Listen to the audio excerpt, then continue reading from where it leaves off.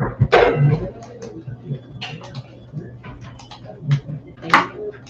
very good morning to everyone. So today I'll be doing the Hindu analysis dated 29th of November. I have shared the screen with you and let's begin. So the first, just a minute. Okay. So the first analysis that I am going to do with you is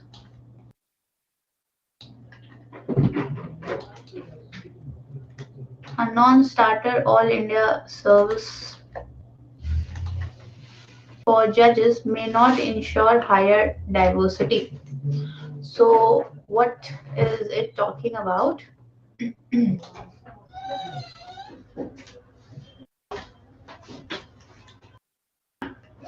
So good intentions do not always make our sound policy.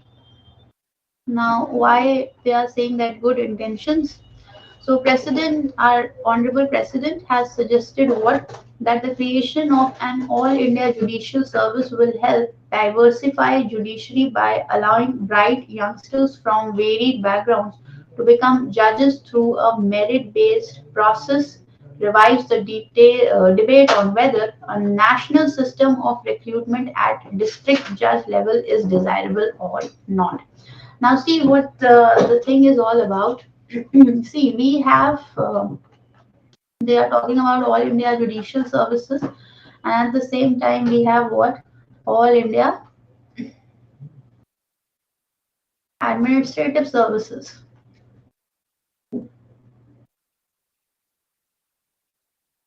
Fine. Then we have all India police service. So the editorial is talking about all India judicial services. And the reason why they are asking for recruitment of bright youngsters from varied background to become judges through merit-based process that revives the debate on having a national system of recruitment at district judge level. So they are asking for what? That is a national system of recruitment at district judge level is desirable. That means having a AIJS, that is your All India Judicial Services, for recruitment of youngsters. And this is based on what? Through merit base.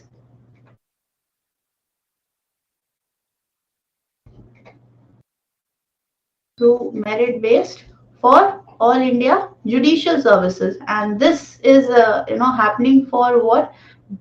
Judges at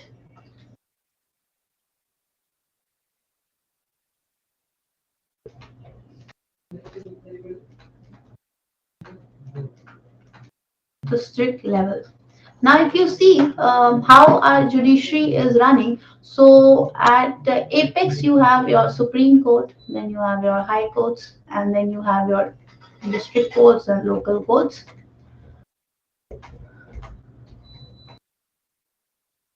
So this all India judicial services, that is through merit base, is asking for recruitment of judges at your district levels here, at districts at local court level.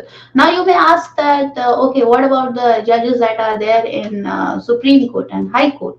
So if you remember, or if you have read a little bit about all this judiciary in polity section, so you must be knowing about the collegium system. Just a minute.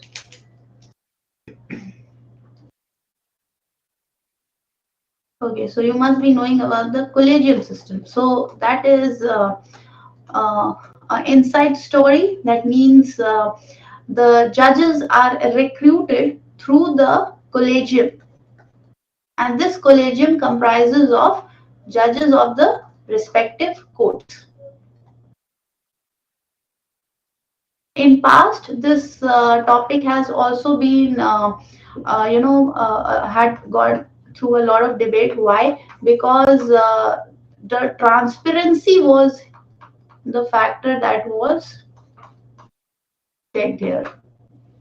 That means the recruitment of the judges or the panel of the judges that are there in the collegium system, they might be going through, or they might be doing what, nepotism, while they are recruiting judges for here. So right now we are talking about all India judicial services, that is judges at district level, and we are talking about here and not all out here. So what our honorable president has talked about, that recruitment of youngsters through merit basis for what, district at judges at district levels. Further moving ahead, what is the idea all about? The idea has been mooted and discussed in the past. This is what I told you just now, and has been part of discussion on official policy in the Union government for years. However, as Union Law Minister disclosed last year in the Rajya Sabha, there is no consensus on the proposal. Only 2 high courts agreed to the idea, while 13 were against it. So. Only 2 high courts have given their consent, while 13 have denied. Now, the All India Judicial Services may not be the panacea it appears to be. The current system of recruitment of district judges through the respective high courts and other subordinate judicial officers through public service commissions is more conducive to ensuring diversity, as there is scope for both reservation and a clear understanding of local practices and conditions. Now, the reason, the current system of recruitment of district judges through respective high courts and other subordinate judicial officers through public service commission is, while it considered to be more conducive. See, what is happening is that all the judges over here in the district level or in the local courts level, they are recruited through public service commissions, PSCs. So judges over here in this district and local courts are recruited through your public service commissions. Now, this is considered to be conducive. Why? See, you have, different regions have different demands. Now, when I say different regions have different demand, why did I, said this?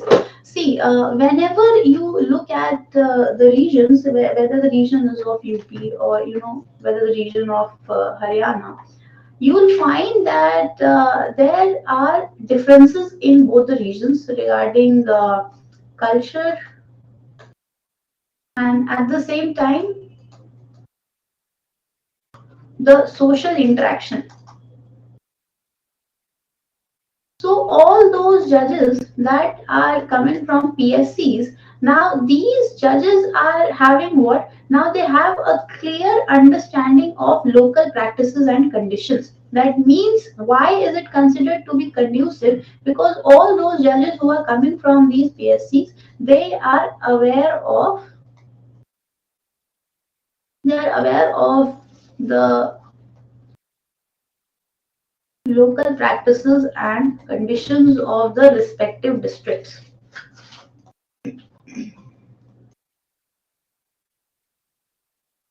Local practices and conditions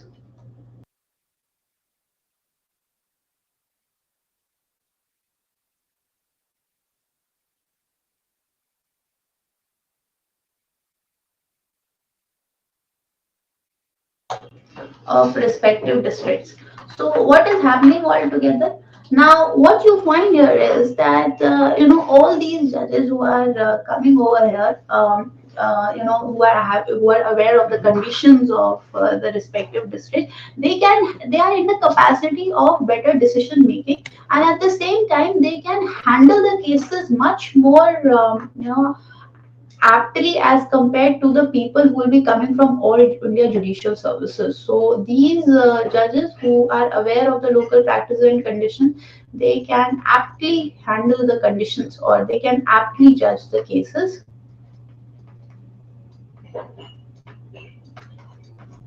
whereas all of those who are coming from all India judicial services, they might lack this meritocracy. Because see, a person, there's a lot of thing that depends upon how a person is born and brought up. So all those who are born and brought up in a different district, and then they are placed in a different district, so it becomes very difficult to actually understand how the region is operating. Then it becomes difficult for them to provide rational decisions, I would say. Now, unlike the civil services, the judges are not assisted by an experienced lower bureaucracy in decision making. Now, this is what I said. It becomes very difficult to know the region and to give a rational decision.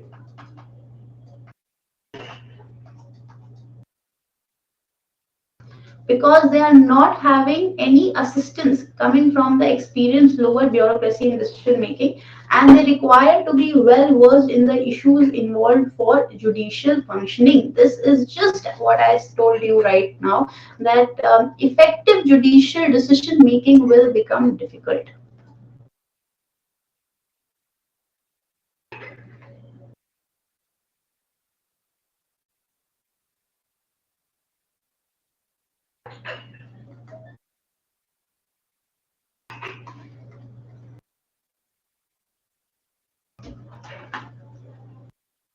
Now, Article 312 of the Constitution, as amended by 42nd Amendment, provides for creation of all India judicial services. That means the article which is associated with the creation of this all India judicial services is provided in Article 312 of the Constitution. So, Article 312 of the Constitution talks about what? Now, they talk about what? Creation of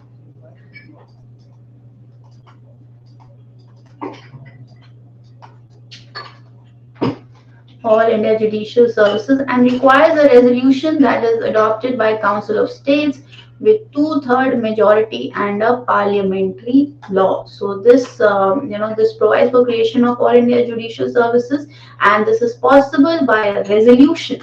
Now, this resolution should be coming from where? Council of States. This is a resolution coming from Council of States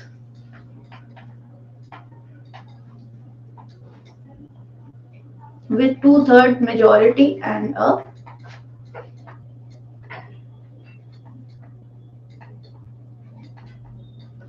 two-third majority and a parliamentary law. Now, this is the necessary conditions for creation of all India judicial services. Parliamentary law.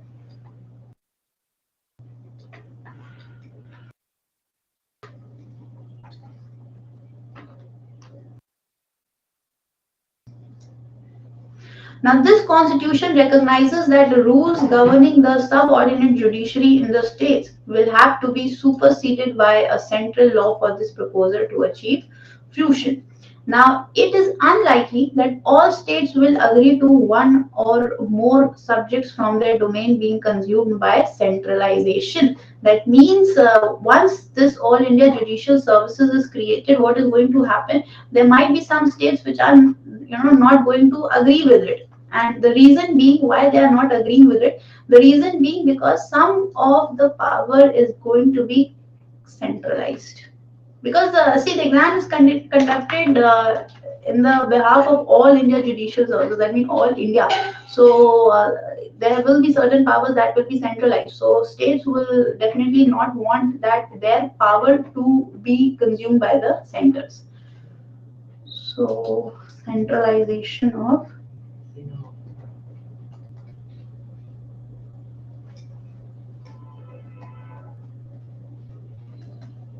certain powers.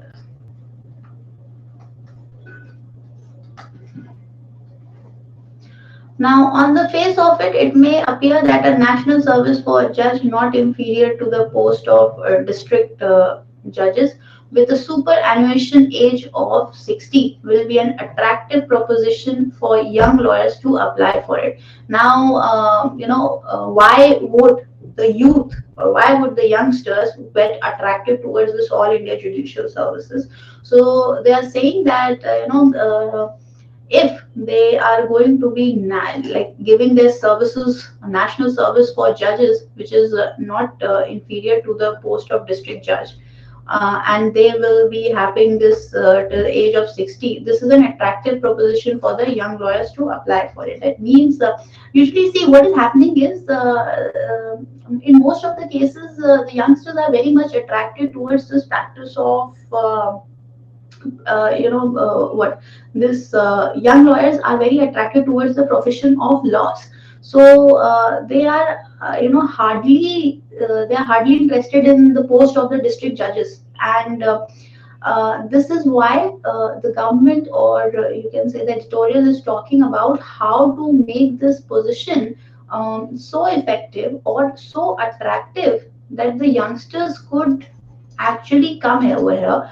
And this is what they're saying, that attractive proposition for the young lawyers to apply for it. So this will happen in case if they are told to be they'll be doing, or they'll be giving their services as national service for judges till the age of 60. And what that will make the young lawyers attracted towards this proposition. Now, however, it cannot be forgotten that legal education lacks countrywide uniformity. After enrolling, lawyers typically consider judicial service based on practical experience rather than academic brilliance. So, after enrolling, what is happening is lawyers typically consider judicial service based on practical experiences rather than academic brilliance. So, toppers, especially from few elite law schools, are unlikely to sit for National Judicial Service recruitment examination. This is just what I'm telling you, that they are more fascinated to the fact that they want to continue their practice as a lawyer, and this proposition hardly attracts them. So you or we, or I should say the center, has to make this All India Judicial Services attractive in a way where these students, or you can say whether these lawyers who are coming from the elite colleges, elite law colleges, they are going to actually sit for the examination, because there need to be something which should attract them. Otherwise, they are very much attracted with the practice they are going to go for. So, in comparison, options such as litigation. This is litigation. Let me tell you one thing. Litigation is something which really excites the lawyer a lot. So, in fact, in comparison, options such as litigation, joining law firms, and going into corporate sector will appear more beneficial. And this is what I'm telling you, that the options of litigation, the option of joining law firms, or third one, going into corporate sector. Why corporate sector? Because they go as advisors over there. So corporate sectors.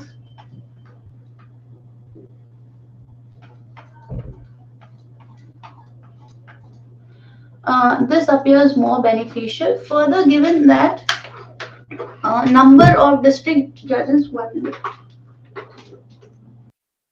further given that the number of district judges elevated to the high courts is much much lower than those from the bar. The lack of certainty on career progression may also render a national judicial service unattractive. Now, see, why did I say that, or why this editorial is saying there's a lack of certainty on career progression? Because once these judges who are coming from the Public Service Commission examinations into the district and local court, what is happening is the collegium over Supreme Court and High Court decide the judges. But in case of district and court and lower court, the career growth is not as per as per demanded, or you can say that attractive. Yeah, this is, I just told you that Supreme Court, High Court, here you are having a collegium system. So there can be the chances of nepotism, and that is what we have discussed in past. If you ever get time, then you can read about it. When it comes to recruitment in district courts and local courts, I told you that they are going through public service commission, and judges are recruited from this examination. So what happens is that most of the lawyers, youngsters or the young lawyers, where they are attracted is they are attracted towards litigation, they are attracted towards corporate sector,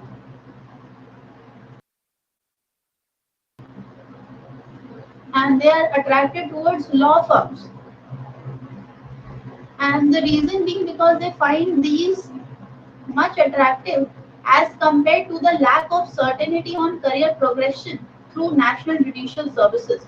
That means there is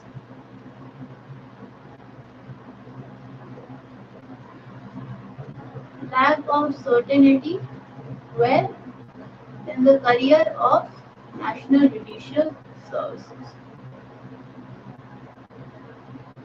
Lack of certainty with regarding what? Career growth.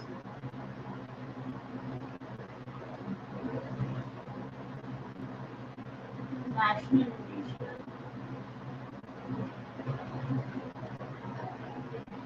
services.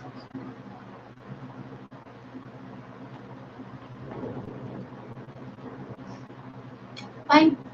Okay, let's move on to the next article. So, indeed, this was a good one with respect to the fact that if we are thinking of bringing all India judicial services, so we need to work on to making the proposal very much attractive so that all these youngsters or young lawyers from elite law colleges could actually get attracted towards it. National Judicial Services Examination or All India Judicial Services Examination by passing your litigation law firms and corporate sectors. Time for action. COP 28 must compel its signatories to take definitive action. The next fortnight will see world leaders, industrialists, activists, and indigenous people converge at 28th edition of COP. This annual affair is an attempt to inch ahead on getting at least 190 countries, all members of United Nations Climate Framework, to act on meaning their economies of fossil fuels. That means check on the fossil fuels because this is leading to what? GHG emission. The current goal is to make good on a collective commitment made by countries in Paris in 2050 to strive to hold global temperatures to no higher than 1.5 degrees centigrade Celsius. Sorry. So this we have done in past also that Paris Climate Agreement has been talking about not exceeding the temperature how much 1.5 degrees Celsius, that means higher than 1.5 degrees Celsius, which is above pre-industrial level.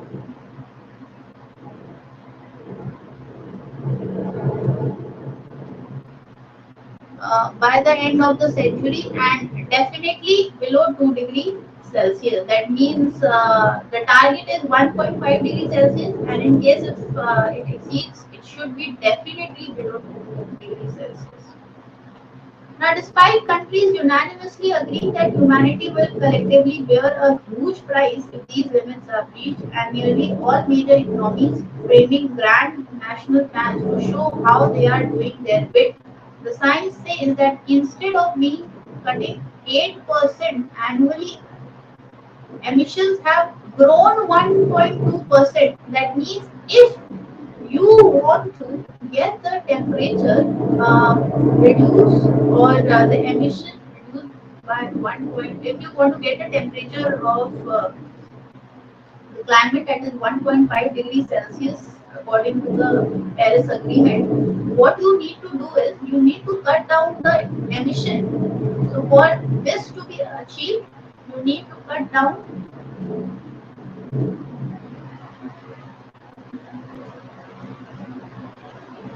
emission at 8% annually.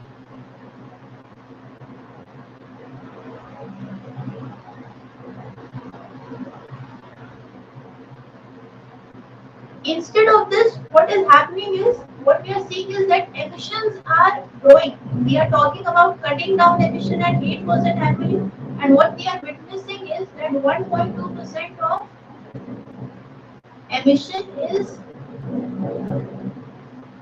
growing.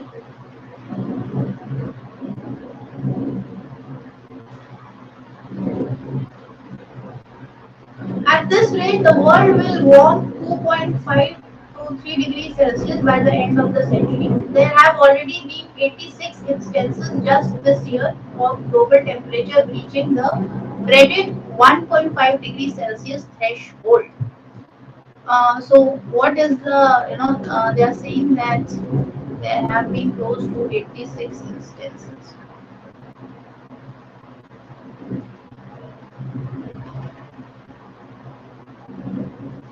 Now, in the nearly 3 decades of COP, that is Conference of Parties meeting, the major economies have agreed on three broad principles. And what are those three broad principles? Countries that rapidly industrialize in the 20th century have disproportionately emitted more carbon than fair share given the population sustain. So, firstly, what has happened is that whatever share they have been given, what happened is that they have emitted more carbon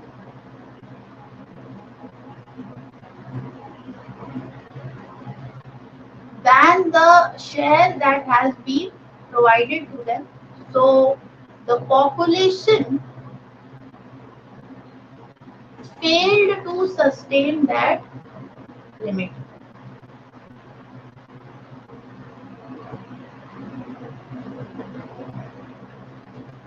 Economic growth uh,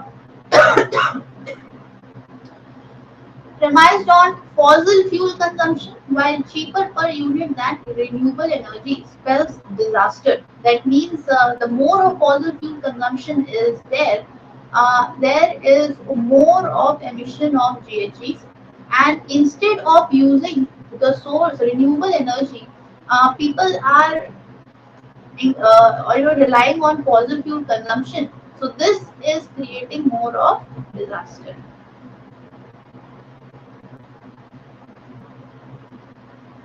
And developing countries and those with minimal industrial infrastructure today must be compensated for adopting costlier, cleaner, non-fossil fuel sources for growing their economies. There is also consensus that the countries already weathering climate disaster must be compensated. That means, we are already going through the phenomena of climate disasters.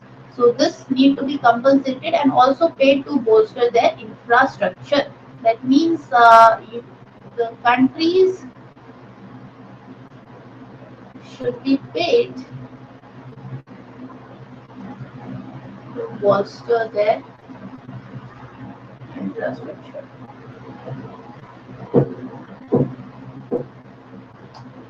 However, getting all countries to actually act on these principles is onerous given the mutual suspicion. The spirit of deglobalization and the fear of political reprisal that heads of governments face within their constituencies. Now, these themes are expected to play out this year too. Two major issues are expected to take the stage. Now, what is this? First is the conclusion of global stock take and the operationalization of the loss and damage fund. That means two of your reports. One is your global stock take, and another one is your operationalization of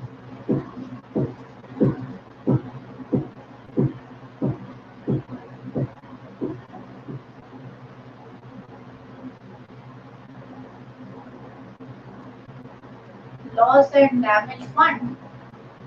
However, there is no clarity on the size of the fund and the individual contribution by the countries, while COPs by nature are self-regulatory. That means the conference of parties that can be talking about your emissions.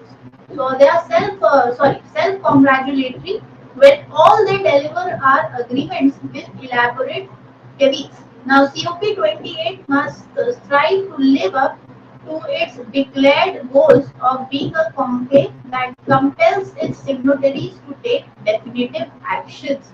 That means there should be what these conference of party 28 must try to live up to its declared goals. That means that what happens is when these conference of parties are meeting, initially it was there in Glasgow, then we had it in Egypt, and whatever commitments or whatever goals they decide, since they are self-congratulatory, so whatever goals they decide, they must try to live up and declare its goal of being a conclave and compel its signatories to take definitive actions. That means all those parties who are signatories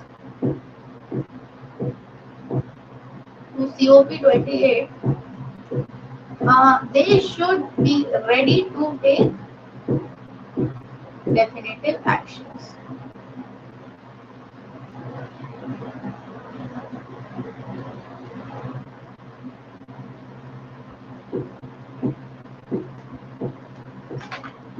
Fine. Now the point is, what is this report that I told you, the report of global stocktake. So here if you come onto the same page as the next editorial, you will find they have talked about global stocktake. So at the top of the agenda is the first global stocktake, that is GST, a key part of the Paris Agreement machinery. That means your global stocktake report is a part of your Paris Agreement. Now, what is this talking about? So, the global stocktake is at the heart of 5-yearly ambition cycle, which consists of country pledges for climate action, global assessment of progress through the global stocktake, and renewed country pledges. Now, by assessing aggregate progress in mitigation, adaptation, and support. That means that the support is coming from finance, technology, and capacity. The global stocktake is meant to drive the rationing up of country pledges. That means whatever goals the countries have decided in the COP, it could be anyone. Right now, we are having the COP 28. So, whichever COP, now, what is going to happen is this global stocktake will help in driving the rationing up of the country pledges.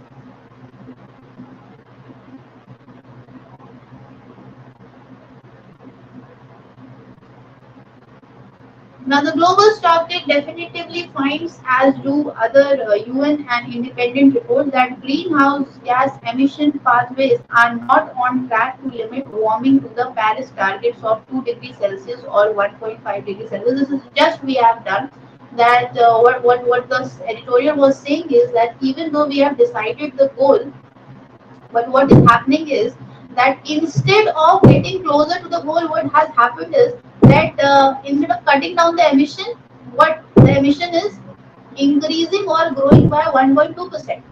Fine. But the agreement ends there. Now, what is to be done?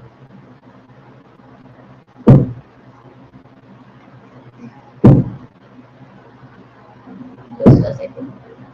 Now, what is to be done about it? So, developing countries argue that the global stocktake must look at past efforts and bring accountability for the failure of many developed countries to do what they argue. That means whatever goal has been decided has not been was not achievable for any sort of reason, and for that, global stocktake should make accountable who the developed countries. And this should happen how the developed countries should be made accountable with equity.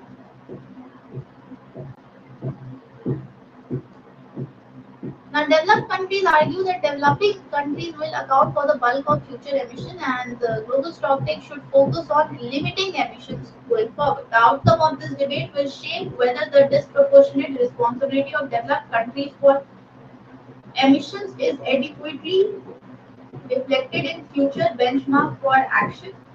For example, one way to recognize responsibility is to expect developed countries to reach net zero emission earlier than developing countries. That means the net zero emission target,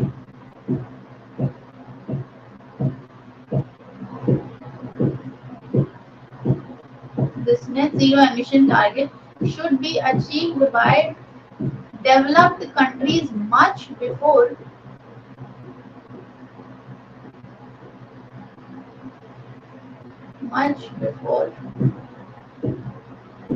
developing countries.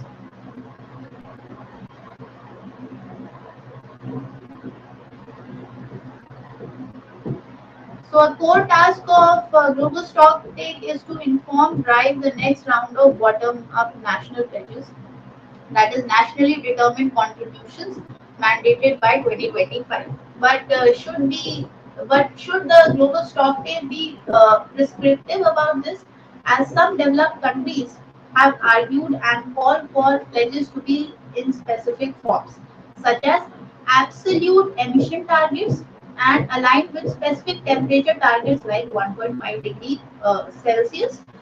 See, what they want to say is that the target should be in a manner where it should be defined. So as there we keep note of what that whatever steps we are taking, it should be aligned to, or it should be aligned in a manner that the emission is not going to increase the temperature by 1.5 degrees Celsius. Now, those arguing for prescription say it is needed to accelerate progress, yet there is a catch. Benchmarking a country against a temperature outcome requires prior agreement on what each country can fairly be asked to do to limit emissions. Now, however, the global stocktake not only calls for greater ambition but also calls for enhanced implementation of pledges. Now, this is they have been saying often now and then that you are making goals fair enough, good enough, but now you should focus on achieving them. So this is a productive direction because it focuses on actions countries can and should take now versus uncertain future statements of intent for future decades. Now, to give implementation concrete form, the Conference of Parties is likely to include language that calls for countries to triple renewable energy, double energy efficiency ideas that were notably included in the recent G20 summit. That means these goals can be achievable if the countries are using what? Triple renewable energy sources, or by tripling the renewable energy and tripling the renewable energy, or we can say doubling the energy efficiency. Now, just now we have talked about the contribution of the fossil fuels. So the point is how this be checked.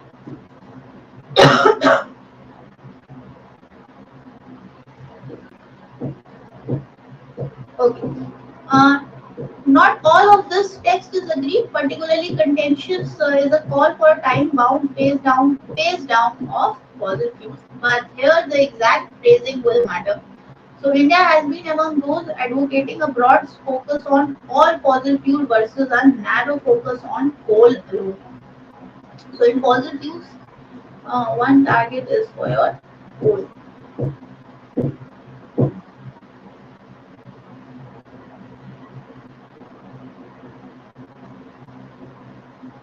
Now, while coal is indeed the most polluting, addressing climate change requires addressing all fossil fuels. Moreover, oil and gas are much larger sources of energy, oil and gas, in the developed world and critical to petro states such as Dubai, while India depends more on coal. So the petro states, that means see Dubai has it has a large usage of this oil and gas. So this is what they are saying, that they are petro states, and those petro states like Dubai are more confined towards use of oil and gas, which are the sources of energy. When it comes to India, we are more confined on coal. So an escape has that oil and coal exporters may seek is the addition of the word unabated before fossil fuel to signal that plants using new technologies to capture the emissions may be allowed, giving fossil fuel a longer lease of life. The fossil fuel text is likely to be contentious and went headlines at COP28.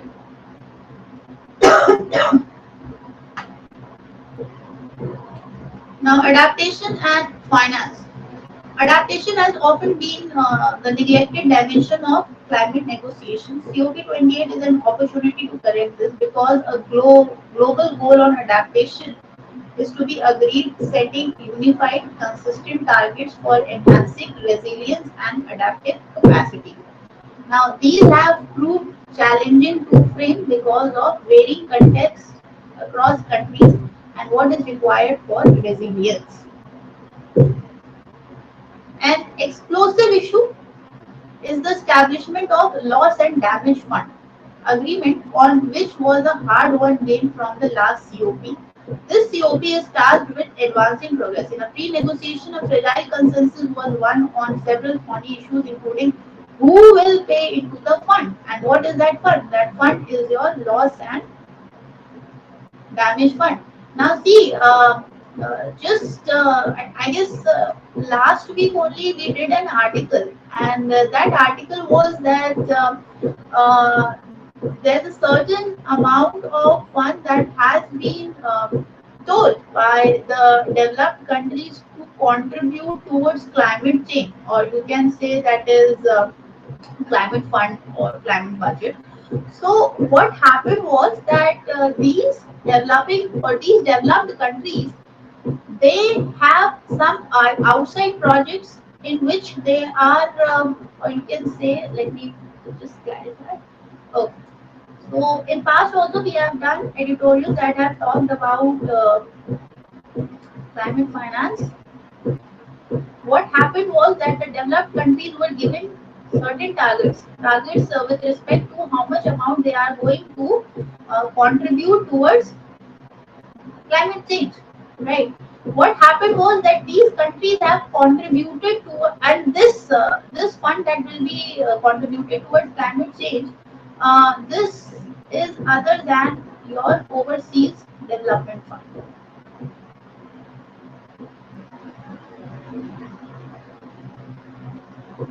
And what they have shown, that when they are contributing to overseas development activities, they have said that they have contributed towards climate change. That means these two funds should be used differently, but the developed countries have shown it on papers that they have been using the similar fund. Okay, one fund has been contributed towards development, has been shown as it has been contributed towards climate change, right? So here also they are saying that the issue is now who will pay into the fund. So developed countries are urged and developing countries are encouraged. And who will receive the vaguely word particularly vulnerable countries. Now if you see the words that they have talked about is, one is your developed countries, one is your developing countries,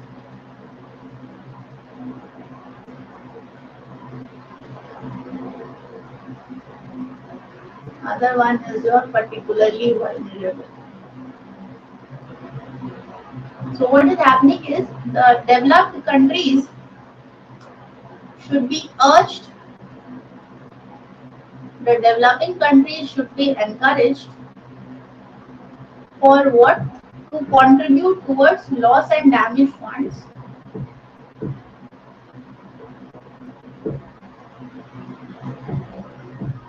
and particularly vulnerable countries are the one who shall be receiving the fund from this. They will be the one who will be receiving funds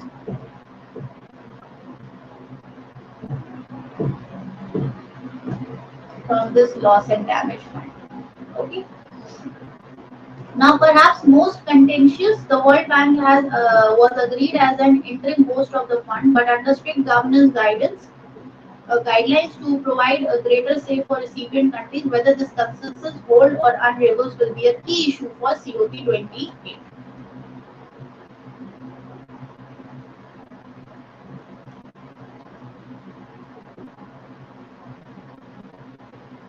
Now, the GST is careful to call for ambition not only in agro. Over a decade ago, developed countries had pledged to provide an arbitrary $100 billion a year by 2020. This is what I'm talking about, the climate finance that developed countries had talked about. Now, in addition to the deadline being unmet, the amount was likely to too little to meet needs. By COP28, the discussion has shifted to concrete assessment of needs to support mitigation and adaptation, with numbers hovering in low trillion. How important is public versus private funds? Now, will private capital flow in response to efforts to de-risk investment opportunities? Now, our larger changes in the global finance environment needed, including debt restructuring and reform of new trilateral development banks, how can they be brought about? That means there are multiple questions. That means private capital flow, kaise hoga? Then how will this de-risk the investment opportunities? How will global financial environment be created regarding what? How will the debt be restructured? How there will be reforms regarding development banks, etc. Now, as the finance discussion suggests, climate change is now on the menu at geopolitical and geo-economic high table. The stakes for countries from COPs are consequential. In terms of climate impacts, fossil fuel energy politics and competitiveness in emergent energy technologies. All this will not be resolved in Dubai, but it will be an important marker in the slow unfolding of global climate politics. That means, see, issues here you find there are multiple issues. Issues regarding climate financing, issues regarding global stock take report, that is the GST. Then how fossil fuels are going to be maintained. Then how this loss and damage fund are going to be maintained. Who are those particular vulnerable countries who will be receiving the fund? Because I guess most of the countries will find their way to be into the genre of particularly vulnerable countries. So there are multiple issues, and the author is saying that it is difficult that all will be resolved in this COP.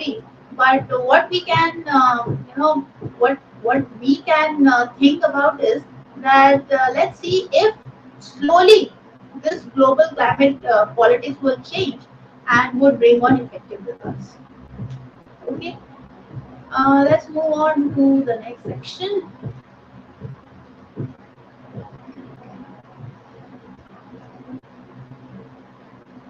Just a minute.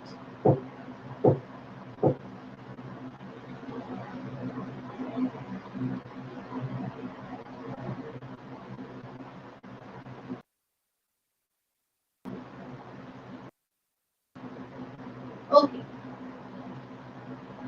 The challenge of maritime security in the global south. Now, maritime security in the global south. Charles Darwin is reputed to have argued that the key to human survival is not humankind's innate superiority but its natural adaptability. If you could decode, it's about how adaptive the humans are to the changes, and hence the one who are more adaptable to the change will survive. He tells that it was not the strongest or the most intelligent species that survived, but the one with the capacity to adapt and adjust to the changing environment. So Darwins have always talked about that the strongest If you have to survive, it is not that you should be the strongest one, but you should have the capacity to adapt or adjust. So if you have the capacity to adapt and adjust, you are going to survive. Now, Darwin's notion of resilient adaptability has withstood the test of time. It is a truism that all human progress requires a flexible approach to dealing with emerging challenges. Now, new threats in the maritime domain. Now, what are those threats? Now, in recent years, hard security challenges in the maritime domain have acquired a new menacing dimension. Whether the Ukraine's growing use of asymmetrical tactics against Russia in the Black Sea or the China's deployment, first is Ukraine's tactics of against the Russia in the Black Sea. Next is China's deployment of maritime militias in the South China Sea. There is an unmistakable element of improvisation. The radical new tactics at sea involve the use of grey zone warfare. First is grey zone warfare, land attack missiles, and combat drones. Now, it is instructive, however, that the bulk of demand for maritime security in recent years has come from states facing unconventional security threats such as illegal fishing, natural disasters, marine pollution, human and drug trafficking, and the impact of climate change. So you see what is happening is what are the activities that are taking place? One is your illegal fishing, another is your natural disasters, third is marine pollution, fourth is drug trafficking, and fifth is impact of climate change. Now these are difficult to fight using only military. Means state must instead to be prepared to commit capital resources, specialist personnel over prolonged periods to meet security needs. That means all these challenges that I have just told you, they are difficult to be met. What need to be, they are difficult to be met only through military. So how can you meet these challenges? Is one, they are saying that you should have resources, capital resources, and you have should have what specialist personas.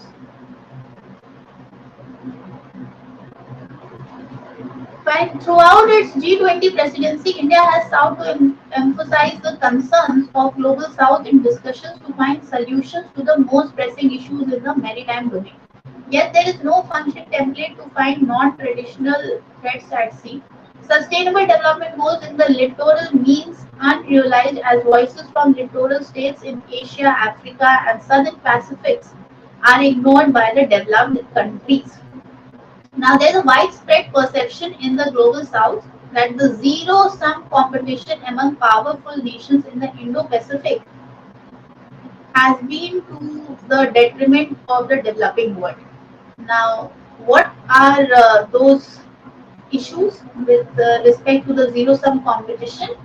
Now, see, there are set of objectives, and what are those objectives? There are national, environmental, economic, and human security goals. Now, the cross-jurisdictional linkage between these diverse areas make them challenging to manage. This phenomenon is particularly pronounced in the global south, which finds itself especially challenged in meeting the objectives of marine governance.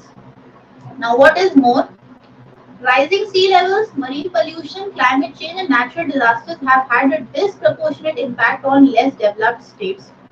This is what I have just told you, that there is illegal trafficking going on, there are natural disasters that are there.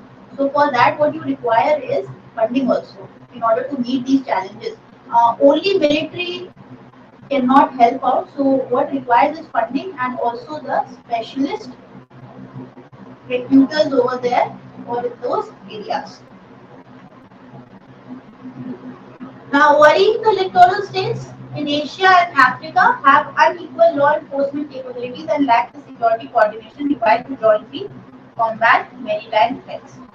Many have varying security priorities and are not always willing to leverage partner capabilities to combat threats such as piracy, armed robbery, and maritime terrorism. So these are the issues which now we have started seeing from the maritime route. Initially, it was in the border areas, so land border areas, but the author is saying that these issues have been rising in past through maritime route.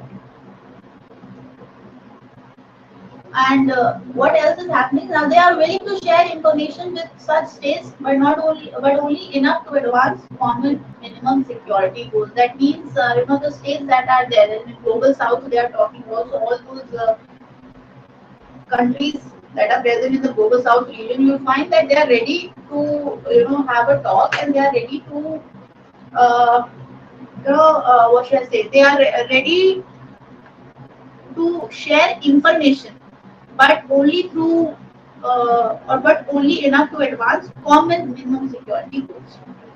Now, creative models.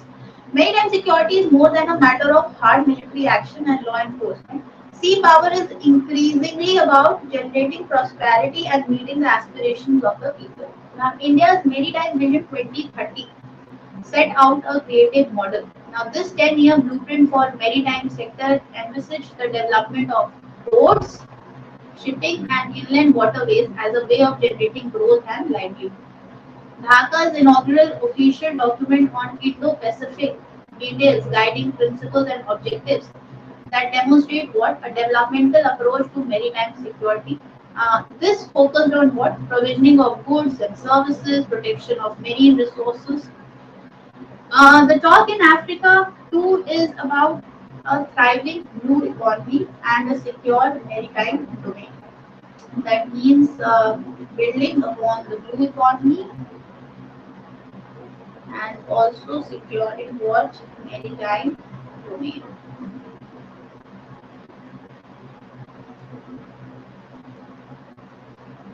Now, this does not detract from the enormity of the task in the southern seas, in particular the fight against illegal fishing in Asia and Africa region.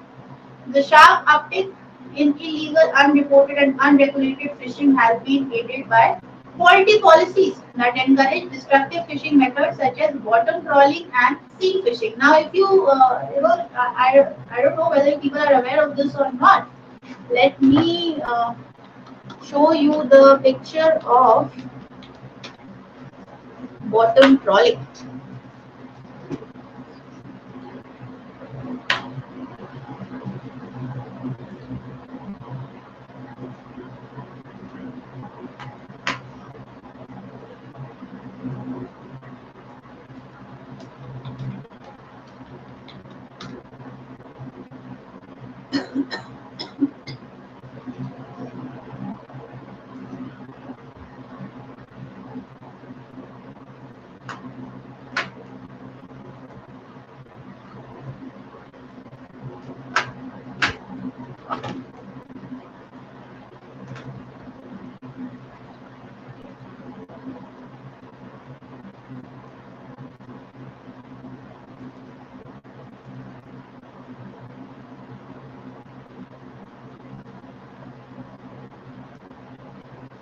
Now, if you see the picture, this picture is showing you about seine fishing.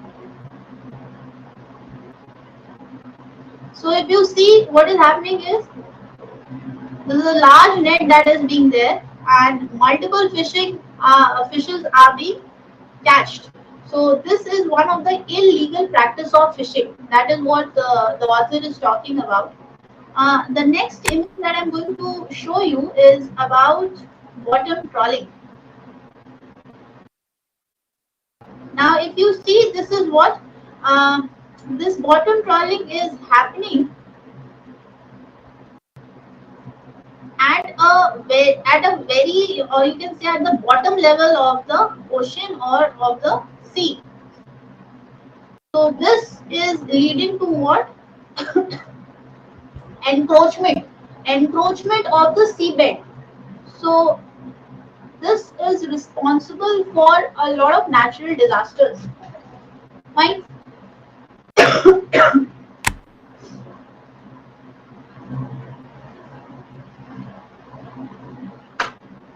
Just a minute.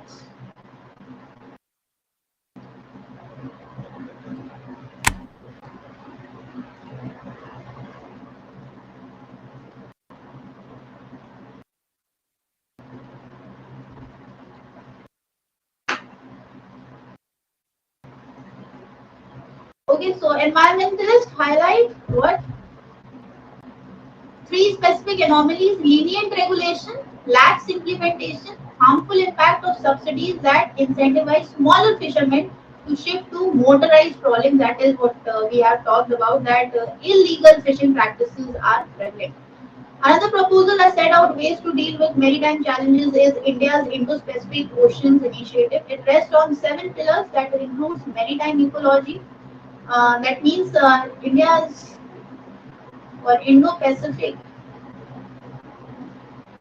Ocean Initiative stands on 7 pillars. And what are those? First is your maritime ecology, maritime resources, capacity building, disaster risk reduction, and maritime connectivity. Now, it acknowledges that countries need collective solutions to their common problems, especially since they remain economically interdependent. Now, it is to India's credit that the initiative has the support of major Indo-Pacific states. Even so, implementing a collaborative strategy is challenging since it requires maritime agencies to improve what interoperability, share intelligence, and agree on regional rules-based order. That means, in ocean areas or in sea areas, what we have is that there are maritime boundaries. So, in those maritime boundaries, you have regional rules, and these regional rules should be respected. State must adapt to an integrated form of maritime security operations and overhaul regulatory frameworks. Unsurprisingly, consensus eludes the global south, notwithstanding their position on the needs of cooperative security architecture. Littoral states are reluctant to pursue concrete solutions to the challenges of sea. It highlights the paradox of non-traditional maritime security, the collective issue that developing nations face. The creative solutions they seek are at odds and with the sense of political and strategic autonomy. Fine, okay.